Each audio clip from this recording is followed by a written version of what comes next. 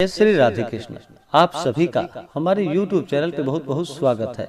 आइए सुनते हैं पूर्णिमा तिथि के उपलक्ष्य में भगवान सत्यनारायण की कथा। जो भी भक्त सच्ची श्रद्धा के साथ नियम व निष्ठा के साथ प्रत्येक पूर्णिमा तिथि के दिन अगर इस दिन व्रत को रखते हुए भगवान सत्यनारायण का पूजन करते हैं, कथा श्रवण करते हैं, तो भगवान सत्यनारायण की कृपा से व्यक्ति के सभी प्रकार के दुख और कष्ट दूर हो जाते हैं तथा भगवत कृपा से सुख समृद्धि की प्राप्ति होती है। पूर्णिमा तिथि के दिन पूर्ण श्रद्धा भक्ति भाव के साथ भगवान सत्यनारायण का पूजन करें। अगर पूजन करने में ना बन पाए, समय अगर ना हो, तो कम से कम पूर्णिमा तिथि के दिन भगवान सत्यनारायण का कथा अवश्य ही श्रवण करनी चाहिए। इससे भगवान सत्यनारायण स्वामी अति प्रसन्न होते हैं। तो आइए सुनते हैं श्री सत्यनारायण व्रत की कथा। अगर आप सत्यनारायण व्रत कथा के लिए या पूर्णिमा तिथि के उपलक्ष्य में ब्राह्मण दक्षिणा, अन्नदान, वस्त्रदान आदि के लिए देना चाहते हो, तो आप अपनी श्रद्धा और सामर्थ्य के अनुसार हमें डिस्क्रिप्शन में जाकर के वहां से गूगल पे, फोन पे या अकाउंट नंबर के माध्यम से आप अपने श्रद्धा और सामर्थ्य के अनुसार हमें ब्राह्मण दक्षिणा प्रदान कर सकते हैं। तो आइए सुनते हैं श्री सत्यनारायण व्रत की कथा। तो बोलिए प्रेम से श्री सत्यनारायण स्वामी की जय। प्रथमो अध्याय। एक समय की बात है कि नैमिषारण्य तीर्थ में शौनकादि 88,000 ऋषियों ने श्री सूत जी से पूछा कि हे प्रभु, इस कली काल में वेद विद्या रहित मनुष्यों को प्रभु भक्ति किस प्रकार मिल सकती है तथा उनका उद्धार कैसे होगा। हे मुनि श्रेष्ठ, कोई ऐसा तप बताइए जिससे थोड़े समय में ही पुण्य मिले और मनोवांछित फल भी मिल जाए। इस प्रकार की कथा सुनने की हम इच्छा रखते हैं। सर्वशास्त्रों के ज्ञाता श्री सूत जी बोले कि हे वैष्णवों, मैं पूज्य आप सभी ने प्राणियों के हित की बात पूछी है, इसलिए मैं एक श्रेष्ठ व्रत को आप लोगों को बतलाऊंगा, जिसे नारद जी ने लक्ष्मी नारायण जी से पूछा था और लक्ष्मीपति ने मुनि श्रेष्ठ नारद जी से कहा था। आप सब इसे ध्यान पूर्वक सुने। एक समय की बात है कि योगीराज नारद जी दूसरों के हित की इच्छा के लिए अनेकों लोकों में घूमते हुए मृत्युलोक में जा पहुँचे। वहाँ पर अनेकों योनियों में जन्मे प्रायः सभी मनुष्य को अपने कर्मों द्वारा अनेकों दुखों से पीड़ित देखा। उनका दुख देख नारद जी सोचने लगे कि कैसा यत्न किया जाए जिसके करने से निश्चित रूप से मानव के दुखों का अंत हो जाए। इस विचार पर मनन करते हुए वह विष्णु लोक में गए और वहां वह देवों के इष्ट नारायण की स्तुति करने लगे, जिनके हाथों में शंख, चक्र, गदा और पद्म थे, गले में वरमाला पहने हुए थे। स्तुति करते हुए नारद जी बोले कि हे भगवान, आप अत्यंत शक्ति से संपन्न हैं तथा वाणी भी आपको नहीं पा सकती। आपका आदि, मध्य तथा अंत नहीं है। निर्गुण स्वरूप सृष्टि के कारण भक्तों के दुख को दूर करने वाले हैं। आपको मेरा नमस्कार है। नारद जी की स्तुति सुन भगवान विष्णु बोले कि हे मुनि श्रेष्ठ, आपके मन में क्या बात है? आप किस काम के लिए पधारे हैं? निसंकोच हमसे कहिए। इस पर नारद मुनि बोले कि हे मृत्युलोक में अनेक योनियों में जन्मे मनुष्य अपने कर्मों के द्वारा अनेकों दुख से दुखी हो रहे हैं। हे नाथ, आप मुझ पर दया रखते तो बताइए कि वो मनुष्य थोड़े प्रयास से ही अपने दुखों से कैसे छुटकारा पा सकते हैं। भगवान श्री हरि बोले कि हे नारद, मनुष्यों की भलाई के लिए तुमने बड़ा ही उत्तम बात पूछा है, जिसके करने से मनुष्य मोह से छूट जाता है। वह बात मैं कहता हूँ, उसे सुनो। स्वर्गलोक व मृत्युलोक दोनों में एक दुर्लभ उत्तम व्रत है जो पुण्य देने वाला है। आज प्रेम वश होकर मैं उसे तुमसे कहता हूँ। श्री सत्यनारायण भगवान का यह व्रत अच्छी तरह विधान पूर्वक करके मनुष्य तुरंत ही यहाँ सुख भोग कर मरने पर मोक्ष पाता है। श्री हरि के वचन को सुनकर नारद जी बोले कि उस व्रत का फल क्या है और उसका विधान क्या है? यह व्रत किसने किया था? इस व्रत को किस दिन करना चाहिए? सभी कुछ विस्तार से बताइए। नारद जी की बातें सुनकर श्री हरि बोले दुख व शोक को दूर करने वाला, यह सभी स्थानों पर विजय दिलाने वाला है। मानव को भक्ति व श्रद्धा के साथ शाम को श्री सत्यनारायण की पूजा धर्म परायण होकर ब्राह्मणों व बंधुओं के साथ करनी चाहिए। भक्ति भाव से ही नैवेद्य केले का फल, घी, दूध और गेहूं का आटा सवाया ले। गेहूं के स्थान पर साठी का आटा, शक्कर तथा गुड़ लेकर वह सभी भक्षण योग्य पदार्थों को मिलाकर भगवान को भोग लगाए। ब्राह्मणों सहित बंधु बांधवों को भी भोजन करवाए। उसके बाद स्वयं भोजन करे। भजन कीर्तन के साथ भगवान की भक्ति में लीन हो जाए। इस तरह से सत्यनारायण भगवान का यह व्रत करने पर मनुष्य की सारी इच्छाएं निश्चित रूप से पूरी होती है। इस कली काल अर्थात कलयुग में मृत्यु लोक में मोक्ष का यही एक सरल उपाय है। श्री सत्यनारायण व्रत कथायाम प्रथमो अध्यायः अथ द्वितीयो अध्यायः। श्री सूत जी बोले कि हे ऋषियों, जिसने पहले समय में इस व्रत को किया था, इसका इतिहास कहता हूँ, ध्यान से सुनो। सुंदर काशीपुर नगरी में एक अत्यंत निर्धन ब्राह्मण रहता था। भूख प्यास से परेशान वह धरती पर घूमता रहता था। ब्राह्मणों से प्रेम करने वाले भगवान ने एक दिन ब्राह्मण का वेश धारण कर उसके पास जाकर पूछा कि हे विप्र, नित्य दुखी होकर तुम पृथ्वी पर क्यों घूमते हो? दीनहीन ब्राह्मण बोला कि मैं निर्धन हूँ, ब्राह्मण हूँ, भिक्षा के लिए धरती पर घूमता हूँ। हे भगवान, यदि आप इसका कोई उपाय जानते हो तो मुझे बताइए। वृद्ध ब्राह्मण कहते हैं कि सत्यनारायण भगवान मनोवांछित फल देने वाले हैं, इसलिए तुम उनका पूजन करो। इसे करने से मनुष्य सभी दुखों से मुक्त हो जाता है। वृद्ध ब्राह्मण बनकर आए सत्यनारायण भगवान उस निर्धन ब्राह्मण को व्रत का सारा विधान बताकर वहां से अंतर्ध्यान हो गए। ब्राह्मण मन ही मन सोचने लगा कि जिस व्रत को वृद्ध ब्राह्मण करने को कह गए हैं, मैं उसे जरूर करूंगा। यह निश्चय करने के बाद उसे रात में नींद नहीं आई। वह सवेरे उठकर सत्यनारायण भगवान के व्रत का निश्चय कर भिक्षा के लिए चला गया। उस दिन निर्धन ब्राह्मण को भिक्षा में बहुत धन मिला, जिससे उसने बंधु बांधवों के साथ मिलकर श्री सत्यनारायण भगवान का व्रत संपन्न किया। भगवान सत्यनारायण का व्रत संपन्न करने के बाद वह निर्धन ब्राह्मण सभी दुखों से छूट गया और अनेक प्रकार की संपत्तियों से युक्त हो गया। उसी समय से यह ब्राह्मण हर माह इस व्रत को करने लगा। इस तरह से सत्यनारायण भगवान के व्रत को जो मनुष्य करेगा, वह सभी प्रकार के पापों से छूटकर मोक्ष को प्राप्त होगा। जो मनुष्य इस व्रत को करेगा, वह सभी दुखों से मुक्त हो जाएगा। श्री सूत जी बोले कि इस तरह से नारद जी से नारायण जी का कहा हुआ सत्यनारायण व्रत को मैंने तुमसे कहा। हे विप्रो, मैं अब और क्या कहूँ? ऋषि बोले कि हे मुनिवर, संसार में उस विप्र से सुनकर और किस किस ने इस व्रत को किया, हम सब इस बात को सुनना चाहते हैं। इसके लिए हमारे मन में श्रद्धा का भाव है। श्री सूत जी बोले कि हे मुनियों, जिसने इस व्रत को किया है वह सब सुनो। एक समय वही विप्र धन व ऐश्वर्य के अनुसार अपने बंधु बांधवों के साथ इस व्रत को करने को तैयार हुआ। उसी समय एक लकड़ी बेचने वाला बूढ़ा आदमी आया और लकड़ियां बाहर रखकर अंदर ब्राह्मण के घर में गया। प्यास से दुखी वह लकड़हारा उनको व्रत करते देख विप्र को नमस्कार कर पूछने लगा कि आप यह क्या कर रहे हैं तथा इसे करने से क्या फल मिलेगा, कृपया मुझे यह बताइए। ब्राह्मण ने कहा कि सब मनोकामनाओं को पूरा करने वाला यह सत्यनारायण भगवान का व्रत है। इनकी कृपा से ही मेरे घर में धन धान्य आदि की वृद्धि हुई है। विप्र से श्री सत्यनारायण व्रत के बारे में जानकर लकड़हारा बहुत प्रसन्न हुआ।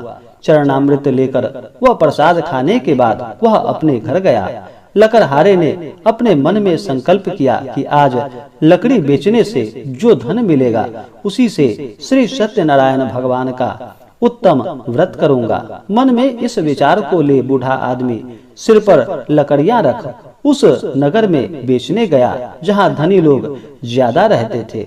उस नगर में उसे अपनी लकड़ियों का दाम पहले से 4 गुना अधिक मिलता है। बूढ़ा प्रसन्नता के साथ दाम लेकर केले, शक्कर, घी, दूध, दही और गेहूं का आटा ले और सत्यनारायण भगवान के व्रत की अन्य सामग्रियां लेकर अपने घर गया। वहां अपने बंधु बांधवों को बुलाकर विधि विधान से श्री सत्यनारायण भगवान का पूजन और व्रत किया। इस व्रत के प्रभाव से वह बूढ़ा लकड़हारा धन और पुत्र आदि से युक्त होकर संसार के समस्त सुख भोग कर अंतकाल में वैकुंठ धाम को चला गया। श्री सत्यनारायण व्रत कथायाम द्वितीयो अध्याय अथ तृतीयो अध्याय। श्री सूत जी बोले कि हे श्रेष्ठ मुनियों, अब आगे की कथा कहता हूँ। पहले समय में उल्कामुख नाम का एक बुद्धिमान राजा था। वह सत्यवक्ता और जितेंद्रिय था।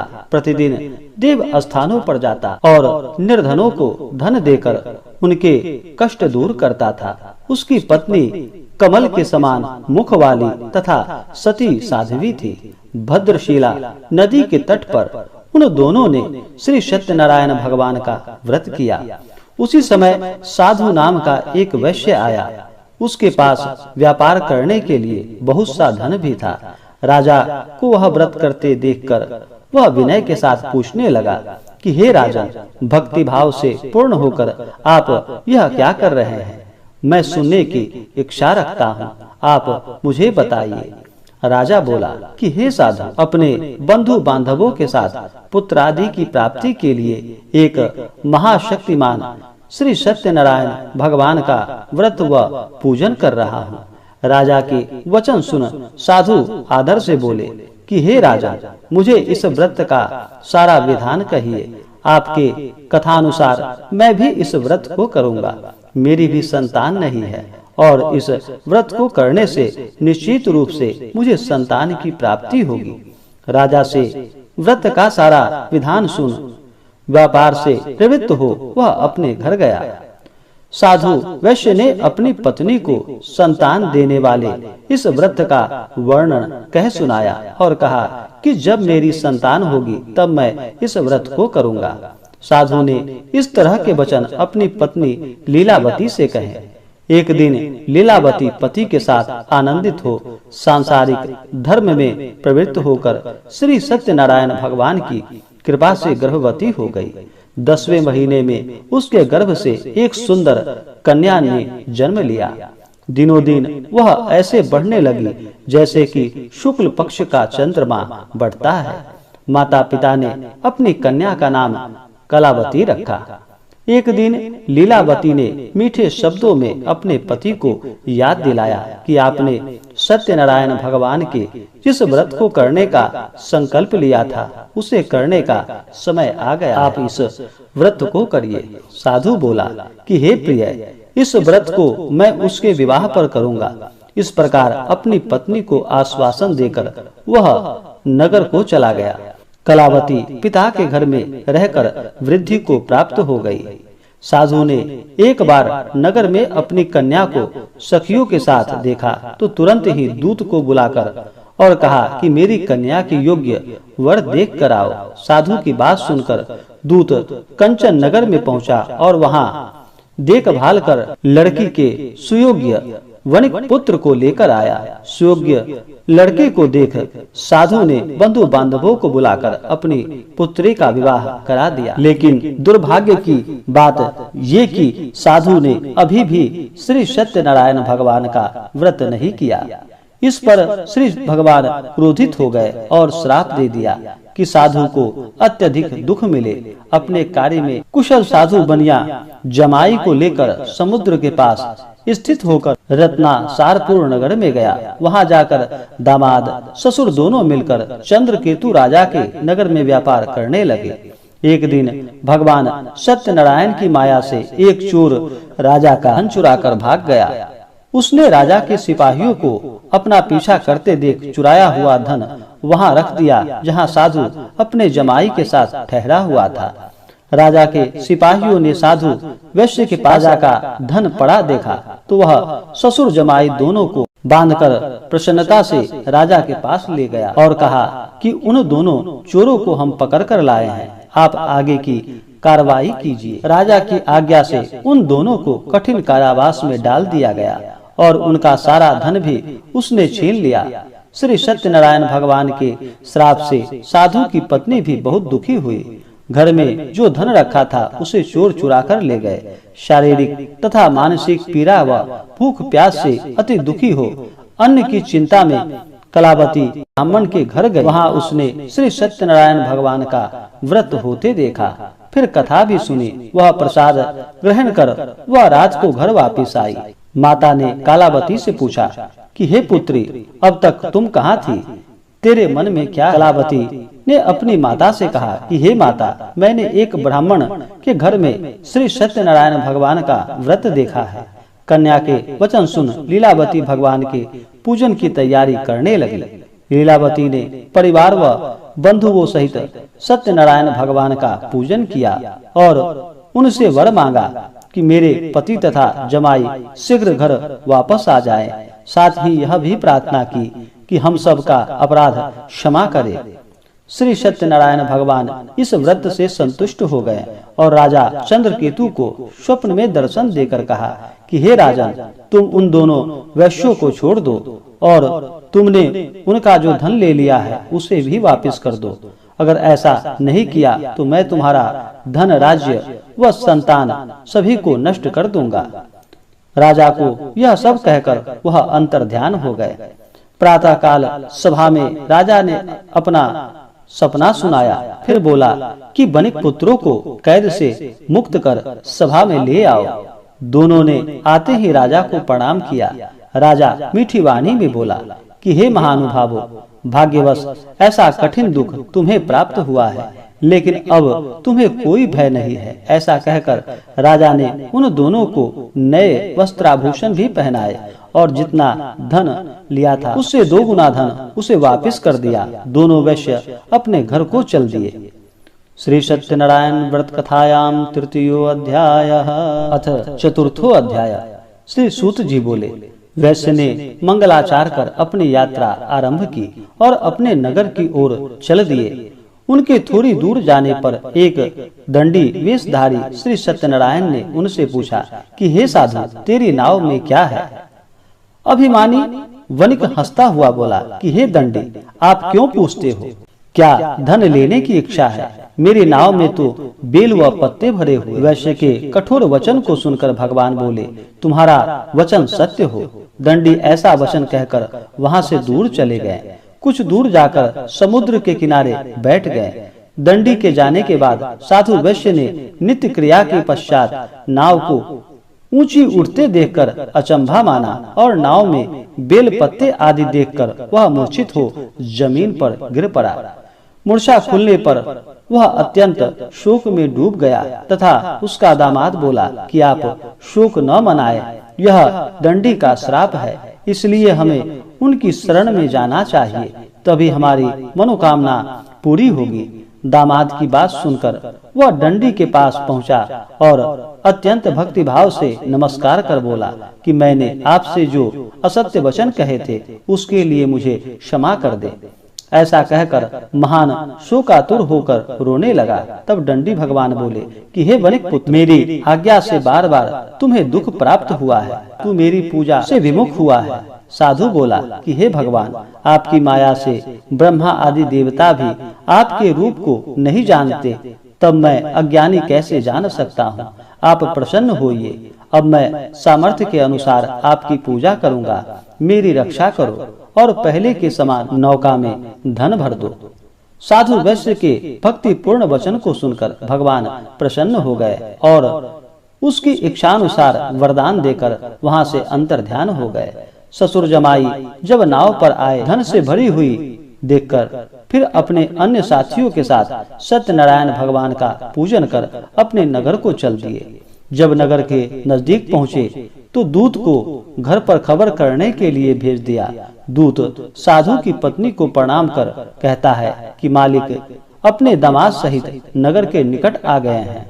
दूत की बात सुनकर साधु की पत्नी लीलावती ने बड़े हर्ष के साथ सत्यनारायण भगवान का पूजन कर अपनी पुत्री कलावती से कहा कि मैं अपने पति के दर्शन को जाती हूँ, तू कार्य पूर्ण कर शीघ्र आ जाना। माता के ऐसे वचन सुन कलावती जल्दी में प्रसाद छोड़ अपने पति के पास चली गई। प्रसाद की अवज्ञा के कारण श्री सत्यनारायण भगवान रुष्ट हो गए और नाव सहित उसके पति को पानी में डुबो दिया। कलावती अपने पति को वहां न पाकर रोती हुई जमीन पर गिर गई। नौका को डूबा हुआ देख वह कन्या को रोता देख साधु दुखी होकर बोला कि हे प्रभु, मुझसे तथा मेरे परिवार से जो भूल हुई है उसे क्षमा कर दो। साधु के दीन वचन सुनकर श्री सत्यनारायण भगवान प्रसन्न हो गए और आकाशवाणी हुई कि हे साधु, तेरी कन्या मेरे प्रसाद को छोड़कर आई है, इसलिए उसका पति अदृश्य हो गया है। यदि वह घर जाकर प्रसाद खाकर लौटती है तो इसे इसका पति अवश्य मिलेगा। ऐसी आकाशवाणी सुन कलावती घर पहुंचकर प्रसाद खाती है और फिर आकर अपने पति के दर्शन करती है। उसके बाद साधु अपने बंधु बांधवों सहित श्री सत्यनारायण भगवान का विधि विधान से पूजन करता है और इस लोक का सुख भोग कर वह अंत में स्वर्ग हो जाता है। श्री सत्यनारायण व्रत कथायाम चतुर्थो अध्याय। श्री सत्यनारायण पंचमो अध्याय। श्री सूत जी बोले कि हे ऋषियों, मैं और भी एक कथा सुनाता हूँ, उसे ध्यान पूर्वक सुनो। प्रजापालन में लीन तुंगध्वज नाम का एक राजा था। उसने भी भगवान का प्रसाद त्याग कर बहुत दुख झेला। एक बार वन में जाकर वन्य के पशुओं को मारकर वह बड़ के पेड़ के नीचे आया। वहां उसने ग्वालों को भक्ति भाव से अपने बंधुओं सहित सत्यनारायण भगवान का पूजन करते देखा। अभिमानवश राजा ने उन्हें देखकर भी पूजा स्थान में नहीं गया और ना ही उसने भगवान को नमस्कार किया। ग्वालों ने राजा को प्रसाद दिया, लेकिन उसने वह प्रसाद नहीं खाया और प्रसाद को वहीं छोड़कर वह अपने नगर को चला गया। जब वह नगर में पहुंचा तो वहां सब कुछ तहस नहस हुआ पाया, तो वह शीघ्र ही समझ गया कि यह सब भगवान ने ही किया है। वह दोबारा ग्वालों के पास पहुंचा और विधि पूर्वक पूजा करके प्रसाद खाया तो श्री सत्यनारायण भगवान की कृपा से सब कुछ पहले जैसा हो गया। दीर्घ काल तक सुख भोगने के बाद मरणोपरांत उसे स्वर्ग लोक की प्राप्ति हुई। जो मनुष्य परम दुर्लभ इस व्रत को करेगा तो भगवान सत्यनारायण की अनुकंपा से उसे धन धान्य की प्राप्ति होगी। निर्धन धनी हो जाता है और भय मुक्त हो जीवन जीता है। संतानहीन मनुष्य को संतान सुख मिलता है और सारे मनोरथ पूर्ण होने पर मानव अंतकाल में वैकुंठ धाम को जाता है। श्री सूत जी बोले, जिन्होंने पहले इस व्रत को किया है अब उनके दूसरे जन्म की कथा कहता हूँ। वृद्ध सतानंद ब्राह्मण ने सुदामा का जन्म लेकर मोक्ष की प्राप्ति की। लकड़हारे ने अगले जन्म में निषाद बनकर मोक्ष प्राप्त किया। उल्कामुख नाम का राजा दशरथ होकर वैकुंठ को गए। साधु नाम के वैश्य ने मोर ध्वज बनकर अपने पुत्र को आरे से चीरकर मोक्ष पाया। महाराज तुंगध्वज ने स्वयंभू होकर भगवान में भक्ति युक्त हो कर्म कर मोक्ष को पाया। श्री सत्यनारायण व्रत कथायाम पंचमो अध्याय संपूर्णम। तो बोलिए प्रेम से श्री सत्यनारायण स्वामी की जय, लक्ष्मी नारायण भगवान की जय, सर्वदेवी देवता की जय। तो आशा करता हूँ कि यह जानकारी आपको अच्छा लगा हो। ऐसे ही ज्ञानवर्धक जानकारियाँ प्राप्त करने के लिए हमारे इस चैनल पे अगर आप नए हैं तो चैनल को लाल बटन दबा करके सब्सक्राइब करें, साथ में बेल आइकन घंटी को दबाएं ताकि मेरे वीडियो का नोटिफिकेशन आपको समय से मिलता रहे। वीडियो को लाइक करें, शेयर करें। सुखी रहें और स्वस्थ रहें। जय श्री राधे कृष्ण। धन्यवाद।